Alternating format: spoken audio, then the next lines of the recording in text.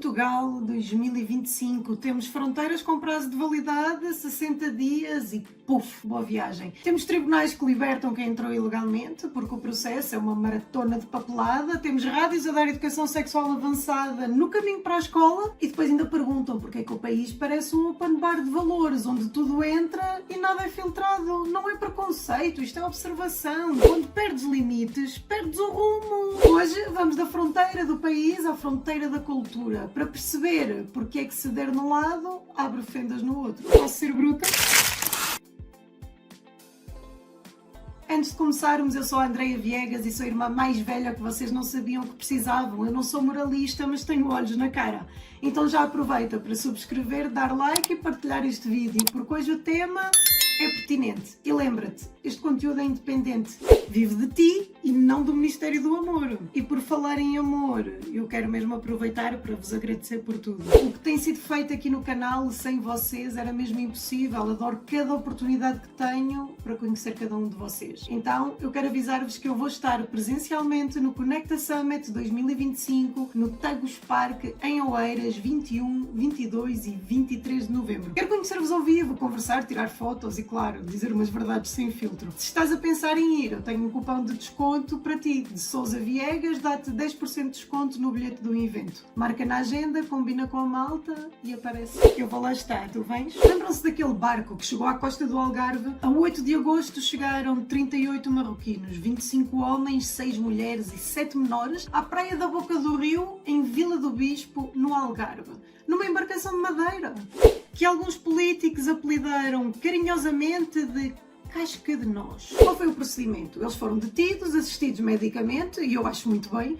e depois foram instalados num centro de instalação temporário, um CIT, enquanto se processava o seu retorno voluntário ou coercivo. Dos 38, 33 eram adultos, e os menores ficaram sob a guarda da Segurança Social. Sabemos que os pedidos de asilo foram rejeitados e os menores foram colocados ao auxílio da Segurança Social. Rejeitados 34 pedidos de asilo de migrantes que desembarcaram no Algarve. Até ao momento, nenhum migrante manifestou vontade de regressar ao seu país de origem. Segundo a PSP, só 4 dos 38 cidadãos tinham na sua posse ou apresentaram posteriormente algum documento de identificação. Ou seja, não fazemos ideia de quem são, se cometeram ou não crimes, mais do mesmo. O próximo passo lógico do governo foi dar-lhes um prazo para saírem de forma voluntária, que nunca foi cumprido, ou então tirá-los à força no final. O problema é que o nosso próprio país não tem condições para impor a segunda parte, e esta semana saiu uma doce notícia. Terminou o prazo de 60 dias, foram libertados os 33 migrantes que deram à costa no Algarve em agosto. Nada impede os 33 cidadãos marroquinos de se deslocarem no território nacional ou para o estrangeiro. O governo queixa-se da pesada herança de 8 anos de uma política de imigração desregulada.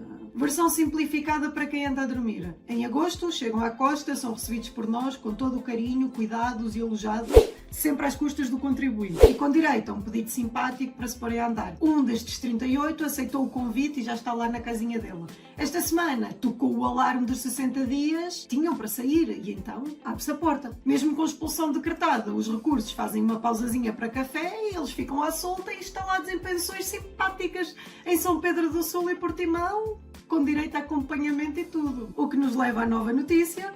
Migrantes marroquinos abandonaram o centro de acolhimento e estão em parte incerta. Parabéns! Sem identificações claras, sem antecedentes criminais, temos uns queridinhos a circular por aí. Depois admiram-se de outros países da Europa estarem chateadinhos.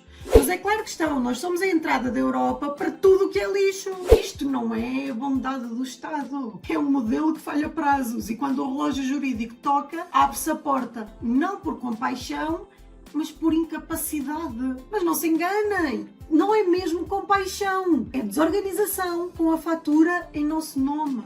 Se tu não defendes fronteiras físicas com uma lei execuível, sobra sempre alguém de fora para dar lições de moral. E de onde vem essa crítica, maltinhas?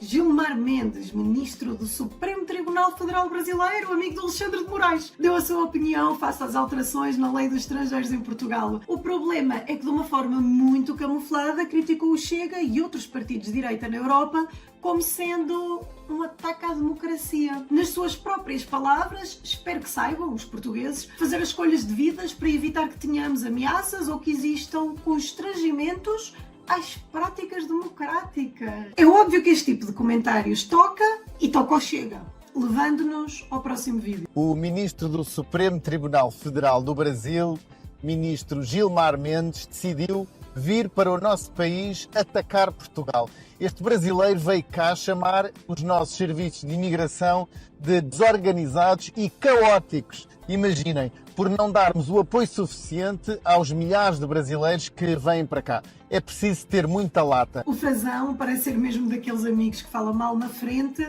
e defende nas costas. Mas isto é só o resgate do óbvio. O Brasil tem favelas sob crime organizado. Corrupção, até dizer chega. E decisões judiciais polémicas, não é exatamente o púlpito da superioridade moral. Em Portugal, sim, há pressão migratória e serviços exaustos, mas isso decorre de opções políticas, fronteiras abertas sem meios e lacunas legais, não do povo da função pública. Críticas aceitam-se. Lições de quem está pior. O curioso é que para nos criticar há megafone, para pedir ajuda à diplomacia. Portugal envia antídoto ao Brasil para casos de intoxicação por metanol. O envio de um medicamento aconteceu depois de um pedido oficial das autoridades brasileiras e mobilizou vários órgãos do governo português. Então, o que é que tem estado a acontecer no Brasil? Basicamente, apareceram bebidas batizadas com metanol, um veneno industrial, a circular em bares e garrafeiras. O resultado, um surto. Dezenas de casos confirmados e centenas sob investigação, sobretudo no estado de São Paulo, desde meados de setembro até agora, início de outubro. O Ministro da Saúde do Brasil fala em 259 notificações totais, com 24 casos confirmados, a maioria em São Paulo, e ainda centenas por apurar. Houve já várias mortes associadas a bebidas adulteradas, o que levou a operações policiais e à apreensão de milhares de garrafas. A OMS já emitiu alerta epidemiológico para a região e, como devem calcular, este tráfico está associado a vários grupos de crime organizado. Só que Portugal respondeu na hora. Já estamos a caminho, tal antídoto usado nestes casos. Simples, direto e eficaz. E porquê é que isto interessa? Bem, interessa porque quando é para nos chamar caóticos, há conferências de imprensa, luzes, microfones. Quando é para pedir ajuda, é tudo muito discreto, diplomático. Moral da história, para o discurso somos mesmo caóticos, mas na hora de salvar ligam a pedir ajuda. Escolham a narrativa, afinal o nosso Estado é desorganizado, mas consegue mobilizar antídotos num instante, então o caos é só para manchete.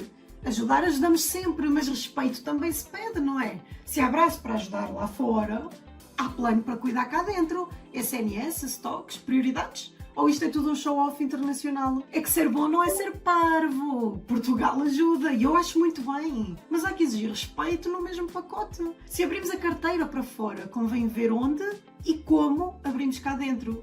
Por isso, bora falar dos milhões de subsídios para a ração e veterinários. O governo vai apoiar famílias mais carenciadas para a alimentação dos animais e veterinário. Vamos lá explicar isto, mas sem floreados. O governo abriu um bolo de 1 milhão de euros para o bem-estar animal. 500 mil euros para veterinário, 500 mil euros para ração. Tudo isto destinado a famílias carenciadas, centros de recuperação municipais e associações que se podem candidatar. Só que isto faz parte de um pacote maior de 14,5 milhões. E como é que funciona, sem juridiquês? A Câmara Municipal onde vives, via Ação Social, faz uma avaliação da tua situação fiscal para entender se precisas deste subsídio. Eles aplicam os critérios socioeconómicos do costume, aqueles que garantem BMWs à porta de quem vive numa habitação social. Ok, mas e este bolinho serve para pagar o quê? Vocês podem receber, apenas os carenciados, atenção, até 5 mil euros por agregado em ração. E depois há tetos diferentes por município para o que ainda podes receber em cima disto pelos atos médico-veterinários em clínicas licenciadas, coisas como consultas ou esterilizações. Isto é que vão ser gatos e cães a tomar vacinas a triplicar. Lembra-me daquela malta que tinha supostamente 8 filhos, mas apareciam os mesmos 2 ou 3 vezes para tomar as vacinas obrigatórias. Mas continuando, tu podes submeter as despesas ocorridas no período entre 1 de 10 de 2024 a 30 de 9 de 2025. E as candidaturas abriram no dia 1 de outubro. Isto é tipo um banco alimentar sem armazéns. Tu compras, entregas comprovativos, a Câmara reembolsa. Porque a tradução disto é que é um apoio social para quem tem animais de companhia em casa. E temos mesmo que falar de prioridades. Eu vivo a correr entre gravações para não cair com a energia. Ando a comer as barrinhas da Prozis como um cachorro esfomeado. Amendoim mais caramelo igual a ouro puro no bolso. Se quiseres experimentar e apoiar diretamente o canal, usa o cupão de Sousa Viegas na Prozis e tens 10% de desconto. E é nesta altura que surge o meme do momento. Não retirar as crianças aos pais apenas por falta de recursos económicos e apoiar as famílias em situação de vulnerabilidade para que possam cuidar dos filhos? Não. Dar apoio a famílias para que consigam cuidar dos seus animais. Acertaste no nervo. O Estado hesita em apoiar pais vulneráveis para não perderem os filhos, mas abre linha de ração e veterinário. Animais importam, claro, mas as nossas crianças primeiro. Se há dinheiro para bichos, tem de haver mais dinheiro para creches, saúde mental, perinatal, terapia familiar, habitação de emergência. Caso contrário, isto é só caridade performativa. Se o Estado paga a conta do pet, mas não garante os mínimos para a criançada, a mensagem é: o teu cão está seguro, o teu filho logo se vê.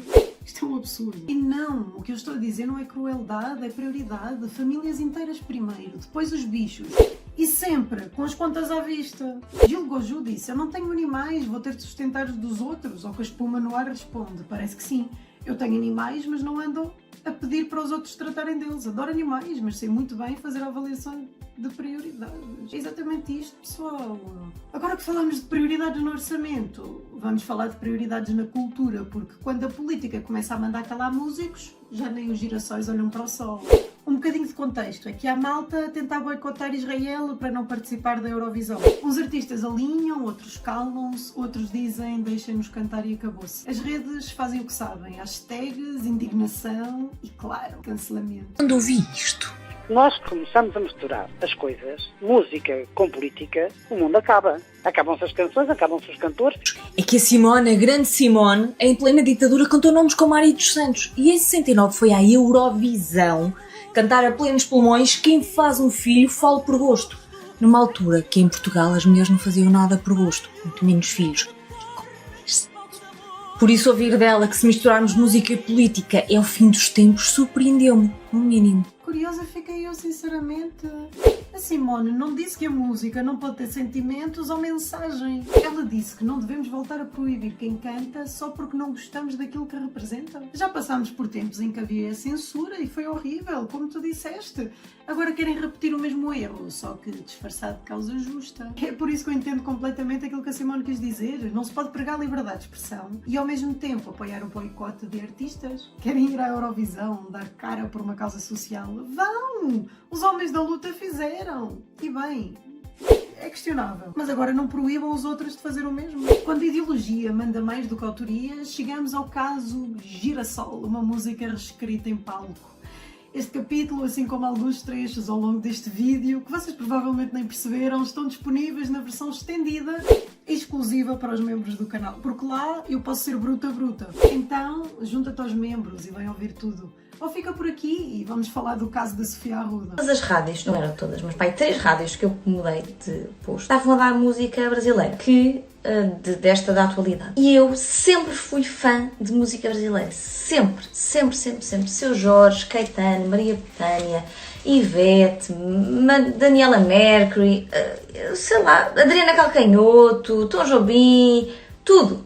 Sempre adorei música brasileira. Neste momento, a música que está a passar na rádio causa-me uma sensação, uma náusea, uma repulsa que eu tenho que mudar. Eu não sei se sou eu que não entendo o género, se é da idade, se aos 37 já não gostamos tanto destas, não sei, consigo entender. As letras das músicas, metade não percebo. E a parte que percebo, dá-me nojo. Dá-me uma coisa aqui, que agora vou ser cancelada, não é? Dá-me uma coisa que eu não consigo explicar. É tudo sexual, é tudo muito ordinário, é tudo muito misógino, é tudo uma objetificação do corpo da mulher, é tudo uma coisa que eu não consigo explicar. Respirem, nem eu nem a Sofia somos contra a música brasileira. A antiga era boa, inclusive a versão original da música Girassol, como falámos no capítulo anterior. Mas o problema é que só chega aqui o funk, e aquele funk mais ranhoso. Eu já fiz um vídeo completo sobre isto e eu não me quero repetir muito, mas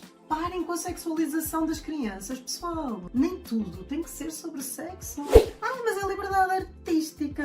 Certo. Conteúdo livre não significa programação irresponsável. Há horários, há curadoria e há pais que ainda mandam no que os miúdos ouvem. O princípio é simples. Limites. Sem eles, passamos de liberdade a libertinagem. E quem paga são os miúdos que aprendem vocabulário adulto antes de saberem o que significa limite.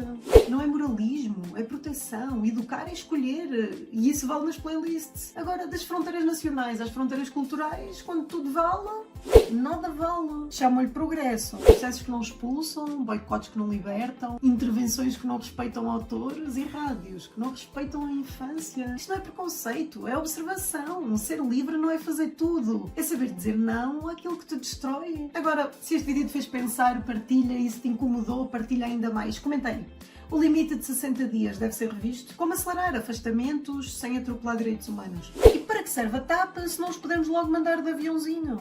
Boicotes artísticos protegem valores ou viram uma censura com glitter? Rádios devem ter horário protegido para letras explícitas? E agora, claro, subscreve o canal, deixa aquele like maroto e segue-me nas outras redes, porque aqui diz o que ninguém tem coragem de dizer, mesmo que doa, mesmo que incomoda e mesmo que seja à bruta.